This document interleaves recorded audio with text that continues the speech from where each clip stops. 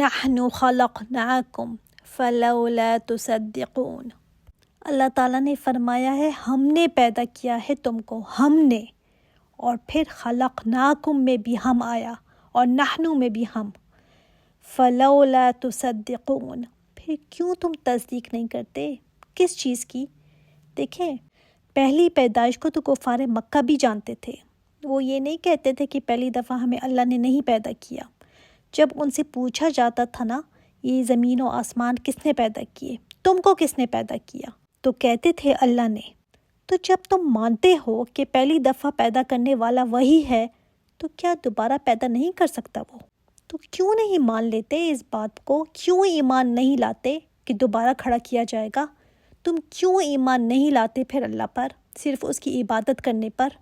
جب پہلی پیدائش کو تم جانتے ہو تو پھر کیوں تصدیق نہیں کرتے؟ افرأیتم ما تمنون، کیا بھلا تم نے دیکھا جو نطفہ تم ٹپکاتے ہو، منی کا قطرہ جو تم ڈالتے ہو، ایک مرد ایک عورت کے رحم میں جو منی کا قطرہ ٹپکاتا ہے؟ اَأَنتُمْ تَخْلُقُونَهُ أَمْ نَحْنُ الْخَالِقُونَ، کیا تم پیدا کرتے ہو اس کو یا ہم ہیں پیدا کرنے والے؟ کتنے ہی سارے قطرے ہیں نا منی کے جو عورت کے رحم میں ٹپکائے جاتے ہیں، مگر کتنے ہی ہیں جو ختم ہو جاتے ہیں؟ کوئی ایک ہی ہوتا ہے جو تخلیق پاتا ہے۔ کیا اس نطفے سے ایک انسان تک بننا تمہارا کام ہے یا ہم کرتے ہیں یہ؟ اللہ تعالیٰ نے سوال پوچھا ہے، جیسے سورہ رحمان میں بھی سوال کیے گئے تھے نا، کہ اگر پوچھا جائے تو اس کا جواب دینا چاہیے، ایسے ہی اندھے بہروں کی طرح آیتوں سے نہیں گزرنا چاہیے۔ اللہ تعالیٰ پوچھ رہے ہیں تم تخلیق کرتے ہو یا ہم ہیں اس کا تخلیق کرنے والے؟ جواب دو۔ تو انسان کو چاہیے کہ وہ کہے بل انت یا ربی، کہ تو ہے بنانے والا اے رب، تو ہی ہے کرنے والا، ہم تو بے بس ہیں، مجبور ہیں۔ دیکھ لیں انسان خود کے لیے نا اولاد پیدا نہیں کر سکتا، اگر کر سکتا ہوتا نا تو دنیا میں کوئی بے اولاد نہ ہوتا۔ یہ صرف اللہ ہی کے ہاتھ میں ہے۔ میاں بیوی بالکل ٹھیک ہوتے ہیں پھر بھی اولاد نہیں ہوتی۔ تو کیا منی کے قطرے سے اولاد ہوتی ہے؟ اگر اس سے بھی اولاد ہونی ہوتی نا تو پھر بھی کوئی بے اولاد نہ ہوتا۔ اس میں پھر سب کے پیچھے ہاتھ کس کا ہے؟ جب تک اللہ تعالیٰ کا اذن نہ ہونا تم ایسا وجود اپنے آپ کو بھی نہیں دے سکتے۔ اگر اس کا اذن نہ ہو تو چاہے کوئی کتنا ہی شوق رکھتا ہو لیکن وہ اپنے لیے اولاد پیدا نہیں کر سکتا۔ اسی وجہ سے نا چاہے کافر ہی کیوں نہ ہو وہ نہیں کہہ سکتا کہ یہ بچہ میں نے پیدا کیا ہے۔ اور جس کے پاس اولاد کی نعمت ہے نا وہ بھی ہمبل ہی رہے کہ اللہ تیرا ہی دیا ہوا ہے۔ انسان کا اس میں کوئی اختیار ہے ہی نہیں، اور خود کو بھی نہ کبھی رکھ کر سوچیں کہ میں کیا تھی، یہ ایک منی کا قطرہ، تو مجھے کس نے تخلیق کیا؟ کیا زور تھا میرے ماں باپ کا؟ اللہ تیرا کتنا بڑا احسان ہے کہ کس چیز سے بنا کر کھڑا کر دیا تمہیں، اس کا یہ احسان ہی سوچ لو نا تو کیا سر اٹھا سکتے ہو؟ نحن قدرنا بینکم الموت وما نحن بمسبوقین، ہم نے مقدر کر دی ہے تمہارے درمیان موت، یعنی ہم نے تقسیم کر دی ہے انسان، تو اپنی پیدائش پہ نہ قادر ہے اور نہ ہی اپنی موت پر قادر ہے۔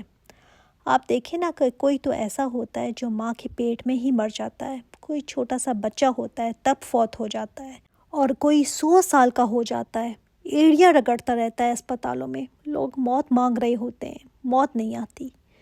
تو جو وقت لکھا ہوا ہے نا اسی پر آنی ہے۔ تو کہا گیا ہم نے تقسیم کی ہے یہ، کسی کو 50 سال مل گئے، کسی کو 40 مل گئے، کسی کو 20 مل گئے، کسی کو 5 مل گئے۔ اللہ تعالیٰ کی تقسیم ہے یہ۔ پھر ہم کیوں کہتے ہیں کہ ہائے یہ چلا گیا، ابھی تو اس کی جانے کا ٹائم نہیں تھا؟ ہم کون ہوتے ہیں یہ کہنے والے؟ ماں تو کیوں بیٹھی رہ گئی اور تیری بیٹی چلی گئی؟ کسی کے ہاتھ میں یہ تقسیم نہیں ہے، نہ زندگی کوئی دے سکتا ہے اور نہ موت۔ یہ اللہ تعالیٰ کے فیصلے ہیں، تو پھر اس پر اعتراض کیسا، شکایت کیسی؟ وہ جو چاہتا ہے کرتا ہے۔ اور موت ایسی چیز ہے نا جس سے فرار نہیں ہے۔ بہت لوگ آئے جنہوں نے یہ کوشش کی کہ موت نہ آئے، بس ایسا پانی ایجاد کریں کہ جس کو پی کر ہمیشہ کی زندگی مل جائے، لیکن موت وہ حقیقت ہے نا کہ چاہے کوئی بادشاہ ہے، انبیاء ہے، کوئی فقیر ہے، کسی کو فرار نہیں۔ ایک دن تو سب کی پکڑ ہے، لیکن ہاں جب پکڑے جاؤ نا تو ایسے نہ پکڑے جانا جیسے مجرم جو بھاگا ہوا ہوتا ہے نا، ایک دن پولیس کے ہاتھ لگ جاتا ہے تو اس کا حال پھر کیا ہوتا ہے کس طرح اس کو لے جایا جاتا ہے، بلکہ ایسی زندگی انسان گزارے، اللہ کی مان کر ایسے گزارے کہ جانے کا جب وقت آئے تو ہنسی خوشی چلے گئے۔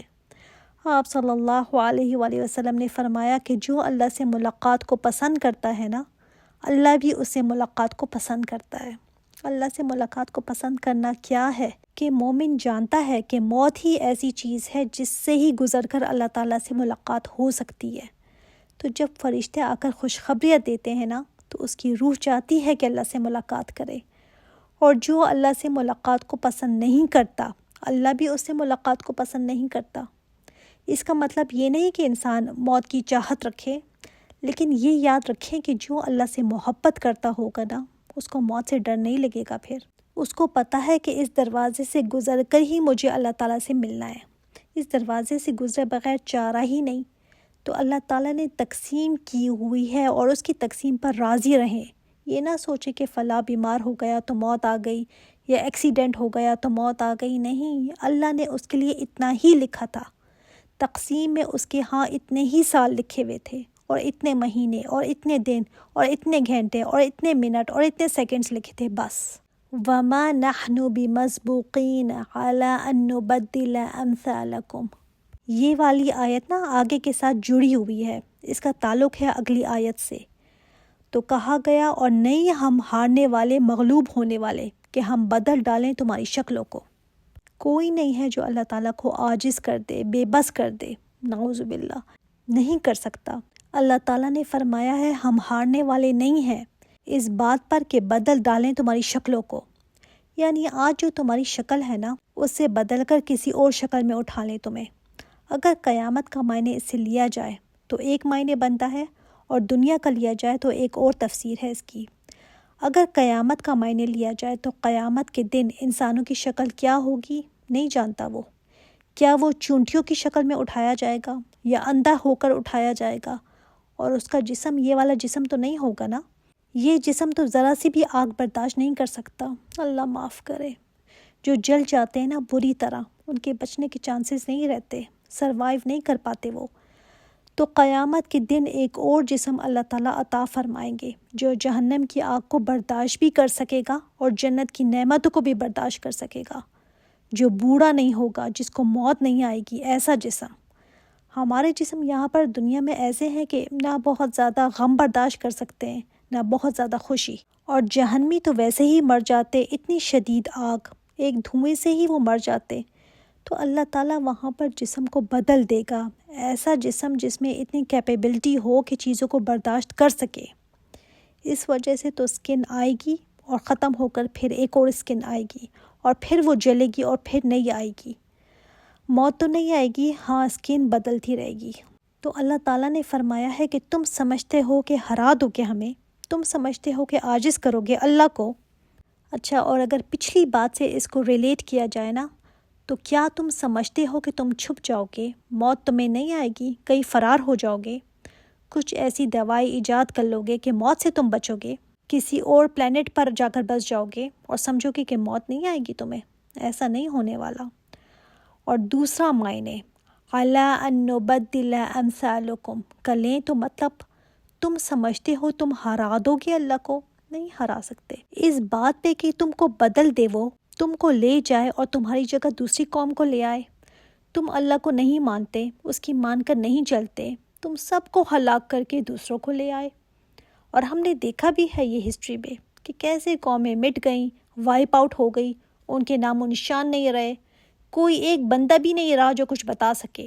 پتہ نہیں کتنی ہی قومیں آئیں، کتنی ہی چلی گئیں۔ آج بھی لوگ کھدائی کرتے ہیں نا اور دکھاتے ہیں کہ کتنی بڑے بڑے ان کی تہذیب تھی، دفن ہو گئی سب زمین میں۔ نہ قرآن میں اس کا تذکرہ ملتا ہے اور نہ ہی کوئی اور ہے بتانے والا۔ جو آثار قدیمہ ان کی چیزیں جو ملتی ہیں، اسے پتہ چلتا ہے نا کہ کتنے سویلائز تھے وہ، لیکن اللہ تعالیٰ نے سب کو مٹا دیا اور اس کی جگہ اوروں کو لے آیا۔ اللہ تعالیٰ کو پرواہ نہیں ہے کہ یہ اتنے سارے ہیں اور اتنے سویلائزڈ ہیں، میں ان کو ہٹا دوں گا تو کیا ہوگا؟ نہیں نہیں، تم جیسوں کو لے جائے اور تمہاری جگہ اوروں کو لے آئے، سبسٹیوٹ کر دے تمہیں۔ وَنُنشِئَكُمْ فِي مَا لَا تَعْلَمُونَ، اور ہم پیدا کر دے تمہیں اس صورت میں جو تم جانتے ہی نہ ہو، تمہیں تو پتہ بھی نہ چلے، اور ہم تمہیں ہٹا کر دوبارہ کس حالت میں کھڑا کر دیں؟ تم جانتے ہی نہ ہو اس کو، تمہیں پتہ بھی نہ ہو اور تمہارا کیا بنا دیں؟ کیا پھر تمہاری شکل و صورت ہو؟ کیا پھر تمہاری صفات ہوں؟ جیسے میں نے آپ کو بتایا نا، قیامت کے دن کوئی چونٹیوں کی صورت میں اٹھایا جائے گا۔ کیا انسان کا کوئی زور ہے اس پر؟ کیا انسان کوئی اختیار رکھتا ہے پھر؟ کون سی شکل میں بنا دے تمہیں، اس کی مرضی۔ سر کے بل چلا دے تمہیں، سر نیچے پیر اوپر، اس کی مرضی۔ انسان بے بس ہے، تمہیں پتہ ہی نہیں کہ کس حالت میں تمہیں کھڑا کر دے، تم جانتے بھی نہ ہو۔ انسان ڈرتا نہیں ہے نا اس بات سے کہ اللہ مجھے کیا سے کیا بنا دے۔ اگر میں آج انسان ہوں تو یہ اللہ تعالیٰ کی مہربانی ہے مجھ پر، میرا کوئی زور نہیں ہے، نہ کمال ہے، نہ میں نے کوئی اپلیکیشن دی تھی کہ مجھے انسان ہی ہونا چاہیے، اور اس کے بعد بھی چاہے نا تو کچھ اور بنا کر مجھے کھڑا کر دے۔ آگے انشاءاللہ اللہ تعالیٰ کی کچھ اور نشانیاں دیکھتے ہیں۔ سبحانک اللہم و بحمدک، اشہد ان لا الہ الا انت، استغفرک و اتوب الیک۔ السلام علیکم ورحمۃ اللہ وبرکاتہ۔